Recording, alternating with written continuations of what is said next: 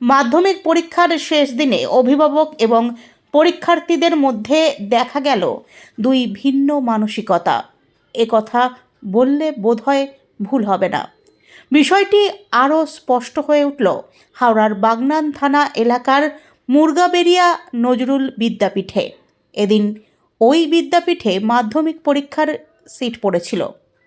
তবে পরীক্ষা কেন্দ্রের ঠিক পাশেই থাকা বিশাল মাঠটি গত কয়েকদিন ধরে যেন অভিভাবকদের মেলায় পরিণত হয়েছিল। অভিভাবকদের বসার জন্য পর্যাপ্ত জায়গা, অফুরন্ত চা, বিস্কুট, জল সব কিছুরই ছিল সুব্যবস্থা। শুধু বসার জায়গায় নয়, যেন মানসিক শান্তিরও আয়োজন ছিল সেখানে। অভিভাবকদের মতে কয়েকদিন বেশ খোশ মেজাজেই কেটেছে। একে অপরের সঙ্গে গল্প, আড্ডা, খুনসুটি সব মিলিয়ে মাঠটি হয়ে উঠেছিল এক অন্যরকম মিলনস্থল। অনেক অভিভাবকই জানিয়েছেন মাধ্যমিক পরীক্ষা শেষ হয়ে যাওয়ায় এই জমায়েতটিকে তারা মিস করবেন। এদিন পরীক্ষা শেষে ছাত্রছাত্রীদের হাতে চারা গাছ ও মিষ্টির প্যাকেট তুলে দেন বাঙালপুর গ্রাম পঞ্চায়েতের উপপ্রধান আসিক রহমান। উল্লেখ্য, মাধ্যমিক শেষ হওয়ায় দামোদরের তীরে থাকা NBM ফুটবল মাঠের এই মানুষের মিলন মেলা আবার ফিরে আসতে অপেক্ষা করবে আরও একটি বছর।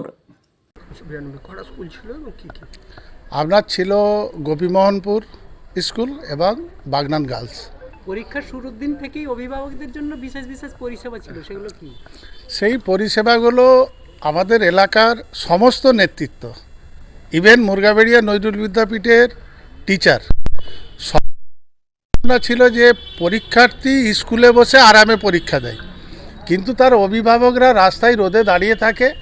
বিশেষ করে মহিলাদের ক্ষেত্রে যে তাদের টয়লেট করা, তাদের এই যে অসুবিধাগুলো, সেইগুলো মাথায় রেখেই আমরা একটা ক্যাম্প করেছিলাম।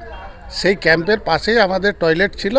সেইখান দিয়েই আমরা গার্জেনদের যতটুকু পেরেছি, এলাকার মানুষ আমরা ততটুকু পরিষেবা দিয়েছি। তাদের সকালে সামান্য টিফিন, বিস্কুট, চা, জল এবং পরীক্ষার শেষে একই জিনিস টিফিন, জল দিয়েছি। এই যে উদ্যোগ, এই উদ্যোগটা কাদের উদ্যোগে করলেন?